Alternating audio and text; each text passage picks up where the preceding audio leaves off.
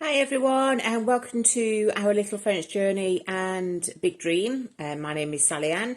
Andy isn't here as normal. He is actually at his mandated hours through InFrep today. I just thought I'd pop on because although some things have changed, some things have not, some things have progressed quite quickly. Okay, so if you're new to our channel, you're so very welcome. If you do want to follow what we've been doing, look at the fees involved in terms of relocating to another country, particular for ourselves in France, then please feel free to press the subscribe and notifications button. Okay, so let's recap. Okay, so costing wise, looking at what we spent today on the Gîte renovation itself, that comes to 34,000 if you include everything last year and this January. So it's a little bit more than we anticipated it would be at this stage, especially with the main cost of the septic tank to come. So we might have to just reevaluate a couple of things. Weather-wise, it's still cold, as you can see. I've got a few layers on. Although it is getting warmer, the good days are really good. We have had some snow and we've had some really bad rain again. As the French say, une camionnette est coincée dans le jardin. A van got stuck in our garden. So the delivery vehicle that we had the other day, who brought by some meat for us, he reversed up the driveway to reverse out.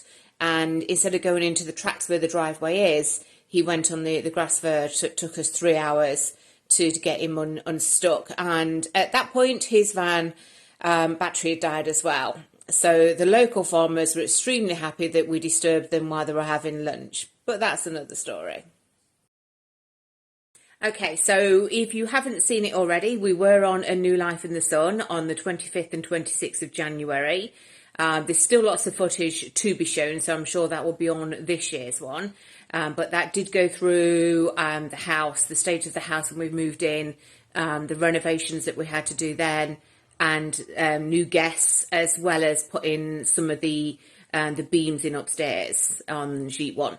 Well, as you know now, Gîte 1 has a lot more than that. So if you do follow us on our Facebook page, you will see that all 3 rooms and en-suites are, well, the rooms are in, the en-suites aren't in. We're at the stage now where we're going to put the first one in, and we have started painting.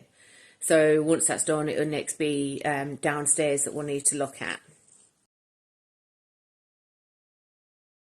Before we move on to downstairs, we have started to tape and joint, like I say, a lot of the rooms in the hallway. The hallway, or shall we say the landing, has been painted. The shelving has been put in and that's been stained. The beams in one of the bathrooms, or is it bathroom? Oh no, it's bathroom and bedroom. They have been, I think it's clear varnish we put on those. And then the shelving that we put in both of them has been done. The painting for bedroom 1 and bathroom 1 has also been done. So yes, as the major works now seem to be heading towards the downstairs, we can carry on doing the softer work, as I call it, for the upstairs, i.e. the tiling, the flooring. So once the bathrooms have been sorted, we can crack on with that as well. So there's a lot of higgledy-piggledy stuff, and probably not in order now, that's going on. So it would be nice to get another plan of attack. So I think we're going to do that over the next couple of days, work out what needs to be done when. We've got guest bookings from March, so we do need to crack on and work out exactly what's going to be done on what days. Okay, we've had an update as well on the healthcare CPAM. We are almost in the system. We have got the attestation, which we need to be able to go and see doctors, which is good. Now I just need to find doctors that take on new patients. That's sorted, so we've now cancelled our private healthcare, or are in the process of. I did make sure, and I'm glad I did, that I put this in writing when we looked for quotes, that I only wanted to hear from companies that we could cancel the policy without penalty. So when I did contact them, they were like, oh no, it's got to be a nah. I've got it in writing, that's what I wanted, that's what you supplied, that's what you're going to do. So that is now in the process of being cancelled. We've got a top-up in place, and that saved us about €100 a month, but also for better cover now that we've got the top up, and now that 70% is already paid by the French healthcare system. So we will need to sort out doctor's appointments.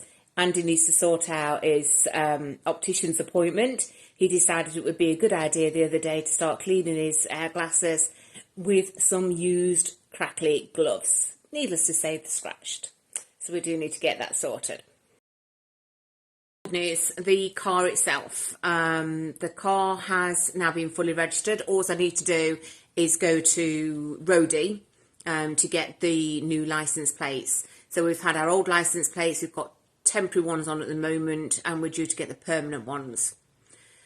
So cost-wise, and again, this is about a vehicle that I've owned for more than 6 months before moving to France, that also had a really low road tax bill in the UK. So my costs will be very different from some other people's, and have been different from some other people's by several thousand. So my car is a Citroen 13 plate. We paid our €75 to have it CT tested, which is the equivalent of MOT, which it passed. You have to put the car into the system in France to get through the process called ANTS. As a new person coming to France, it's highly unlikely that you'll have access to that straight away. And bearing in mind that you're supposed to start the system, the process, within a month, it's sometimes better going through a third party, which we've done. That was about €50. We'd already had the fog light changed. Now, I know not everybody needs to do this, but on my car, the fog light was UK right, and it needed to be French left. So we had that changed in the UK.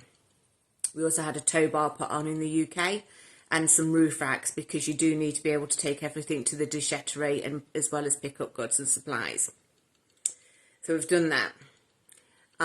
We got through CT with headlight stickers, which was perfectly fine. It is legal.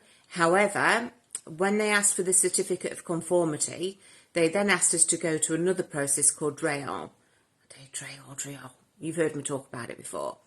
That is about, I think it was either 86 or €90 for them to do a check to make sure the car is okay. But they will not accept stickers, so you do need to get the lights changed. Two friends here had their lights changed, and it was €1,200. We did ours ourselves for, I think it was £450. So there's a massive difference if you can do it yourselves rather than take it to a garage. So that was done. What else we had? Temporary plates. We needed 3 for the trailer. So 2 for the car, 1 for the trailer. That was £62.50. Our trailer is only a small trailer, and you are allowed to tow up to 500, I think it's 500 kilograms on your ordinary car without going for a separate category for the trailer. So above that, the trailer, it does need its own license, so to speak. So we've done that. Finally then, we received the OK from DREAL. That went through to ANTS. Then somebody calculated the final emissions bill. My friends paid a lot more than me, so mine is, quite nice. It was just under €130 all in all. But bear in mind, if you bring a van over, or you haven't owned the vehicle for more than 6 months before you move, you will have to pay import tax as well. So that's about 32% of the valuation of the vehicle, and they value it themselves. They don't have to take what you've paid. So some friends have paid $1,300 at the end. I've had a friend pay just over $4,000. And when I was speaking to the insurers, she did say she had one person who decided to buy a pickup, and that registered at €18,500. So you've got to be careful and think about it. I know a lot of people say, oh, it's not worth it, get a car while you're over there. But it can be worth it. You need to just have a think about it, and don't rush in terms of saying, well, I'm going to a different country, so I'll buy a car now and I'll take it with me, then I know the car's okay. That could be quite one of the worst, it could be quite a disastrous decision money-wise. By the same token, my car was quite old, very low tax in the UK. It has been okay here. So all in all, besides the stuff I did in the UK, it's probably cost us about another €1,200. But it's done. Okay, visa. It takes a lot of patience. Don't forget we are on a profession liberale visa, so it is different to the visitor's visa, so to speak. Our process has been completely manual. We could not renew ours online, even though people told us we could. You can't. So it has been manual, and I did send off the application form to renewal, along with copies of everything that they needed. That was sent in November, and I did send it by the equivalent of recorded delivery, so I know they got it on the 30th. So it was the application, it was copies of birth certificates, marriage certificate, 3 months worth of bank statements, copies of staff contributions to show that we're in the system, copies of registration from INSEE, GREF, IMPE and the Marie, all the forms that we had to fill in there, they were all copied in. The photos were all done and sent off, and it was a case of we had to keep chasing. We'd heard nothing, and bearing in mind our visa was due to expire. So I did speak to our local Marie, who also emailed, who was told it's not been dealt with yet. Well, we needed something. We needed, you can't even get a receipt, which is the equivalent of a receipt, because it's not online, so you can't log on how people are saying and get the receipts that will give you a 3 months extension. Right at the very last minute, we received an email to say that our RDV, the rendezvous, was due on the 2nd of March. They're closed. So I emailed back and said, thank you for confirming that we have got an RDV. However, I believe you're wrong on the date.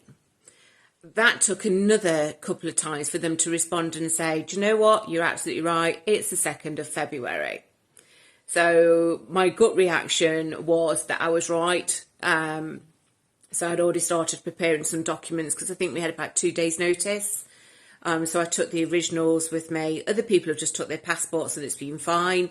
When we got there, she asked for copies of documents she'd already got. She'd asked for additional documents that weren't on the list of those to supply. So I just said, no, you hadn't asked, I haven't brought them.